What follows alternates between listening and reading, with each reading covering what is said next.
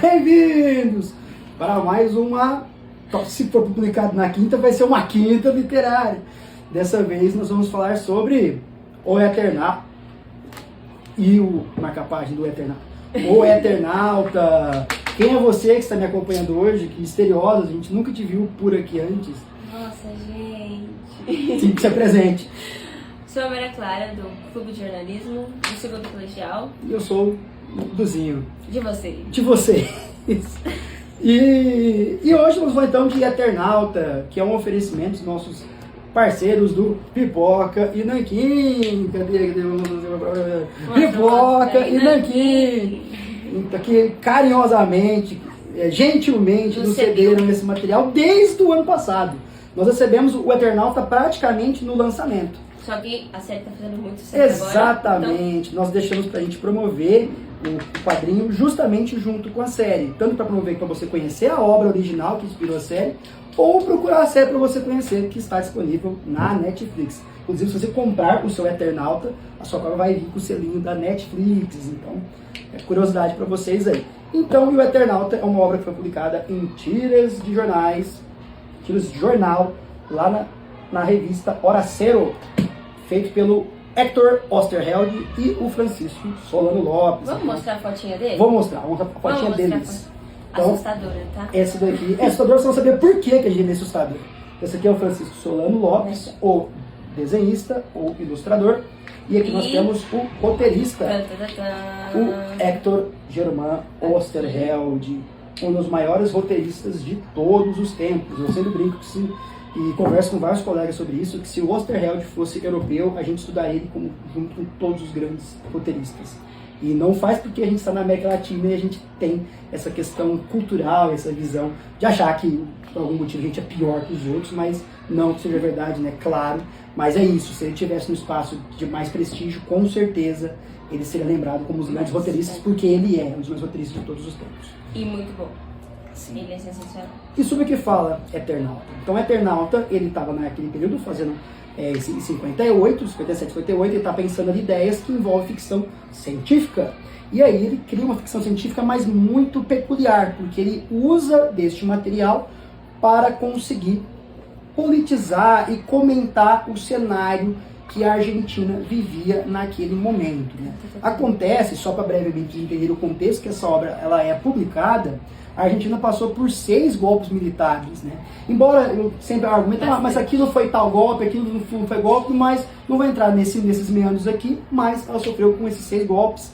Então, nesse período aqui, por exemplo, é um movimento que vai durar de 55 até 58, que é o momento que a Argentina está lidando com a questão do peronismo, que é o movimento tentando tirar ele do poder, né? Do Perón, que estava no poder. Mas o pior que a gente vai contar é o que acontece depois com o Osterheld. Eu vou contar num vídeo só sobre o Osterheld. Então eu vou me ater a falar sobre a obra aqui e depois eu comento a história de vida do Osterheld, que é uma história extremamente triste de chorar, e aí eu termino e dou mais os detalhes do contexto histórico da Argentina. E bizarra também a história dele. Sim, é meio misteriosa, vocês vão arrepiar. Então, com isso, agora sim, falando da obra, a introdução feita sobre o que fala Eternauta, Maria Clara. Vocês sabem por que a neve está aqui? Exatamente. É um belo dia que a série adapta, falando isso, a série é muito boa, é uma boa adaptação, ótimo. Recomendo. Ela tira algumas coisas para trazer coisas novas, então é uma boa adaptação, é que faz esse jogo bem, e ela faz isso muito bem. Sim. Um belo dia, no caso da série, é verão, começa a nevar na Argentina. Do nada, Buenos Aires começa a nevar, aqui não é verão, já estava frio, na verdade, nessa história já estava frio, mas e aí começa a nevar. E essa neve, ela é letal. Tudo que te tocou em você, você morre. E aí, o que é interessante? Da onde surge? Da onde surge essa neve? É uma das grandes, dessa neve. Essa neve, embora depois vai virar uma névoa, não aconteceu na série isso ainda. As pessoas vão ficar um pouco surpresas com isso. Mas acontece, um pequeno spoiler. Às vezes vai contar alguns spoilers. Então se não viu a série, espera um pouquinho, volta, porque talvez algumas coisas que eu contar do quadrinho não acontecem, e talvez algumas coisas vão acontecer. Então, fique de olho nisso. Então, gente, o que é a grande referência aqui? Ele é inspirado nessa morte que vem de cima porque tinha acontecido em 55 o bombardeio da Praça de Maio, que 308 pessoas foram mortas no bombardeio, onde 6 eram crianças. Então ele estava muito influenciado por isso. O Osterheld era uma pessoa extremamente politizada, uma pessoa inteligentíssima, e ele vai pagar caro por isso. Em breve vocês vão ficar sabendo. E aí o que acontece? Essa neve que ela toca morre e como se o mundo tivesse desligado. Não, as pessoas têm cadáveres das pessoas mortas na rua, porque elas estão na rua normalmente, e quem estava em casa, que estava muito frio, estava tudo fechado, fica vivo. E aí começa uma batalha para sobreviver num mundo que você não pode sair de casa sem ser tocado. E aí, é onde surge o Eternal. E aí que surge o herói da história, que no começo ele é bem heróico, depois há umas mudanças, que é o Juan Salvo. É esse personagem aqui que está com essa roupa de mergulhador, né? O escafandro. Né?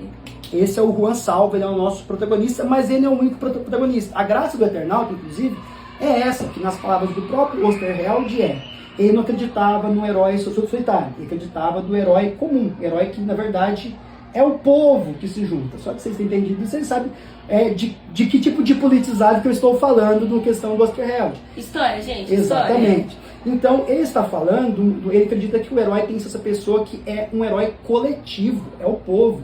Não existe um único herói, é o esforço comum de um grupo de pessoas que tem que se salvar.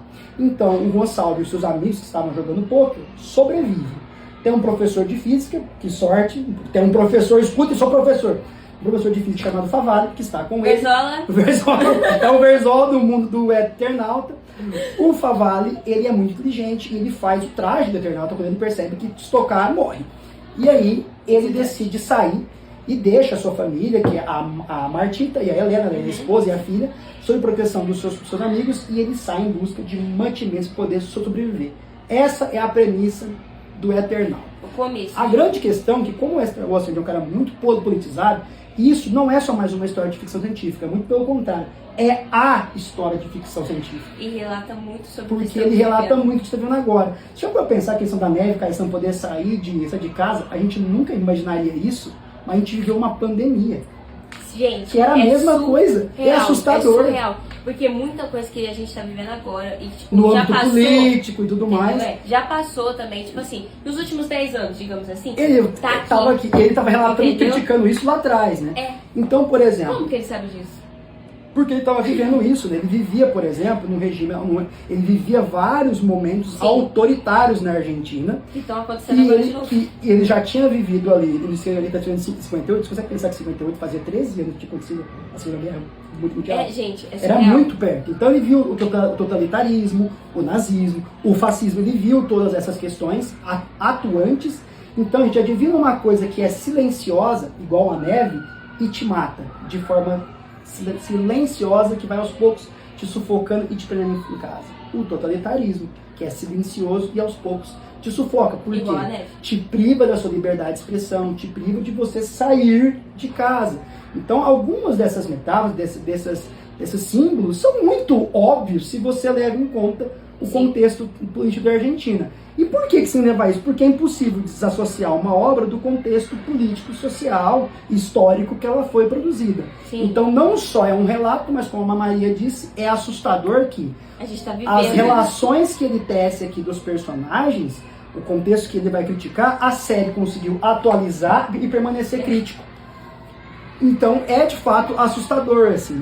Porque nos dias de hoje, gente, tá acontecendo. Exatamente. Fato. Eu não vou contar os meandros, mas sabe que por causa dessa situação é introduzido um mundo que ele tem que sobreviver, proteger a sua família, os seus amigos, tem outros sobreviventes. Sim. E eles têm que lutar com... Eu não sei se o quão claro ficou isso na série, mas então se você viu a série até aqui, se você não quer tomar spoilers, pare o vídeo aqui. Senão, depois. O que acontece? Eles descobrem muito rápido, inclusive isso é uma coisa da época, né? Teve o livro do Guerra dos Mundos e tal. Então, eles associam que eles estão, imediatamente, eles percebem isso muito, muito fácil, que eles estão vivendo numa invasão alienígena. Pois é, desde o começo. Então, a névoa é a arma dos alienígenas de matar o máximo de pessoas possível. O mais rápido possível. Então, eles têm que sobreviver para lutar contra os alienígenas. Sim. E aí você vê esse tipo de conflito aqui. É um quadrinho de guerra, até certo ponto também. É uma história em quadrinhos que é sobre guerra. Ele é bem... Ele tem aqui alguns monstros. Agora eu posso mostrar, porque já está na parte de spoiler. Então tem alguns monstros, né, que estão atacando, alguns aliens. Mas tipo, não são os aliens mesmo. Tipo uns minions dos aliens, vai? E aí eles têm essa parte que é meio guerrilha, a parte que é bem parece uma história de guerra mesmo. Porque é uma guerra contra os aliens, né? Para quem assistiu a série, tá vendo que esse clima é um pouco diferente. Mas a urgência, o medo, ainda mais que nós vivemos a pandemia, fica mais assustador ainda porque nós vivemos o medo de sair de casa e trazer a morte para dentro de casa. Por conta de um vírus. Exatamente. Então tem todos esses pontos.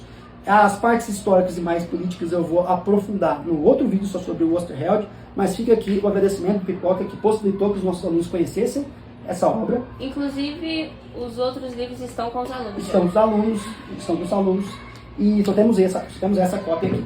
Então, é isso.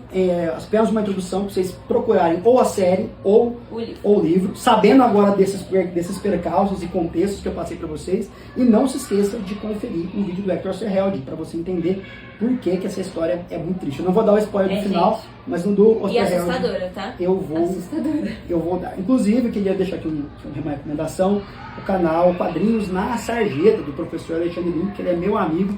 Fez um vídeo de 1 hora sobre o Eternauta, então se você tem interesse, procure e se aprofunde no tema se você gostou. Bom Okay? saber, Fica aí a recomendação, vocês vão achar se vocês digitarem o que eu falei que vocês conseguem encontrar. Inclusive um abraço aí para o Alê, se você assistir o vídeo. E é isso, gente. Agora eu vou fazer a minha thumb usando aqui o meu cosplay de Eternauta.